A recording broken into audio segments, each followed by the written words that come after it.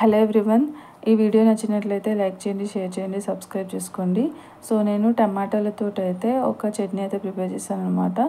So ఈ విధంగా టమాటాలను కాల్చి చట్నీ అయితే ప్రిపేర్ చేశాను. ముందుగా నేను ఒక 4 టమాటాలను తీసుకున్నాను. పెద్దగా ఉంటే పెద్ద టమాటాలు కూడా తీసుకోవచ్చు. సో ఈ విధంగా మంచిగా అవి మెత్తగా ఉడికేంత వరకు అయితే ఈ విధంగా కాల్చుకోవాలి. కాల్చుకున్న తర్వాత వాటిని పక్కన పెట్టేసుకొని ఒక 4-5 పచ్చిమిరపకాయలు తీసుకొని సో వాటిని కూడా ఈ విధంగా స్టవ్ మీద కాల్చుకోవాలన్నమాట.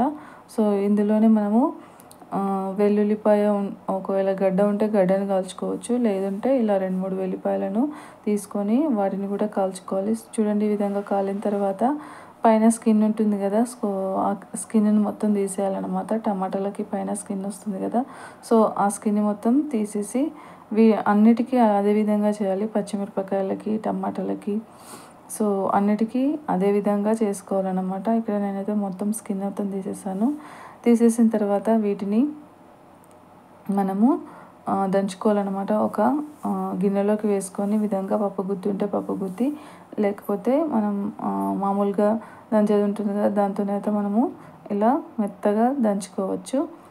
సో ఈ విధంగా దంచుకున్న తర్వాత ఇందులోనే ధనియా పొడి అయితే వేసుకోవాలన్నమాట. ధనియా పొడితో పాటు కొద్దిగా కొత్తిమీర కూడా వేసుకొని రుచికి సరిపడా సాల్ట్ అయితే వేసుకోవాలి. సాల్ట్ వేసుకున్న తర్వాత మళ్ళీ ఒకసారి కలిపేసుకోవాలి.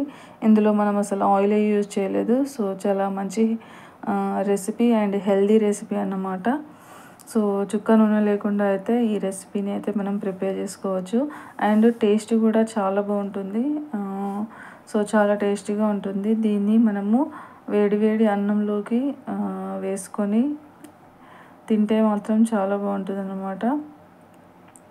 సో దీన్ని మీరు అన్నంలోకి మాత్రమే తినవచ్చు, అన్నంలోకి మాత్రమే బాగుంటుంది అన్నమాట. సో ఒకసారి అయితే నచ్చితే ఒకసారి అయితే ట్రై చేసి చూడండి, చాలా బాగుంటుంది. మీరు మళ్ళీ చేసుకొని తింటారు. సో ఈ వీడియో నచ్చినట్లయితే లైక్ చేయండి, షేర్ చేయండి, సబ్స్క్రైబ్ చేసుకోండి. Thank you for watching.